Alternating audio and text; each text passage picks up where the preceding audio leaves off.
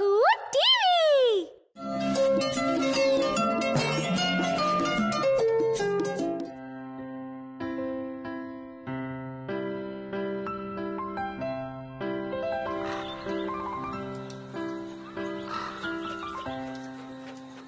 Cow cow শু শু, চলে যাও কাক, চলে যাও।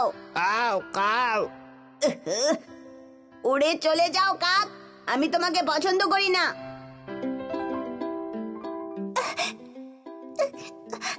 শু শু, আমি ওকে উড়িয়ে দিয়েছি। তোমরা কাকটাকে কেন তাড়িয়ে দিচ্ছ? মা, কাকগুলো দেখতে কি কুৎসিত, ওদের গলার আওয়াজও কি বাজে। কিন্তু তুমি খুব নির্দয়ভাবে কথা বলছো কিন্তু নীল। তুমি কখনো তাকে কেমন দেখতে সেটা নিয়ে বাজে কথা বলতে পারো না। কিন্তু এটা তো সত্যি মা। না, সেটা নয়। কাক খুব মার্জিত প্রাণী। আমরা যদি কাছ থেকে দেখি তাহলে দেখতে পাবো যে ওদের যে ডানা আছে আর ঠোঁট আছে ওটা খুবই উজ্জ্বল। ওদের চোখ দুটোও দেখতে খুবই সুন্দর। মা, আমি কালকে রাস্তায় দেখলাম কিছু কাক আবর্জনা খাচ্ছিল, কত নোংরা ছিল। কিন্তু বাচ্চারা, কাক এমনই হয় কিন্তু।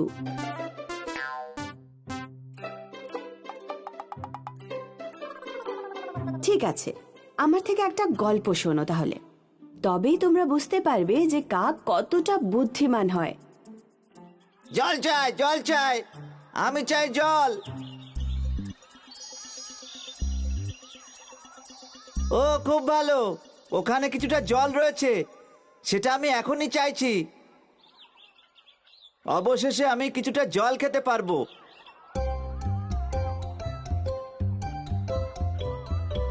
ও না, প্রথমে তো আমি কোথাও জল খুঁজেই পাচ্ছিলাম না। এখানে পেলাম, কিন্তু আমি জল পর্যন্ত পৌঁছাতে পারছি না। আমি খুবই দুঃখিত।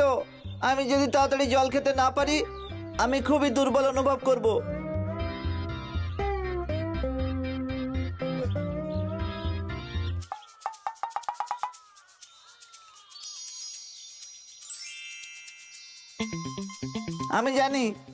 আমি জানি কি করতে হবে।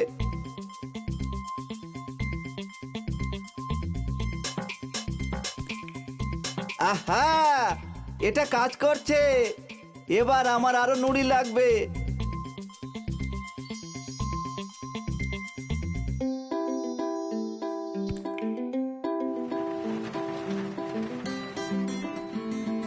উঠছে, জল উঠছে, জল উঠছে।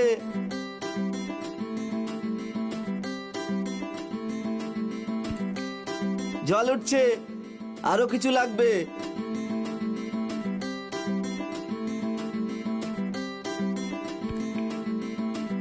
অবশেষে হয়েছে। এবার দেখতে হবে আমি জল পর্যন্ত পৌঁছাতে পারবো কিনা। আমি খুব খুশি, সঠিক সময় একদম সঠিক বুদ্ধি মাথায় এসেছে।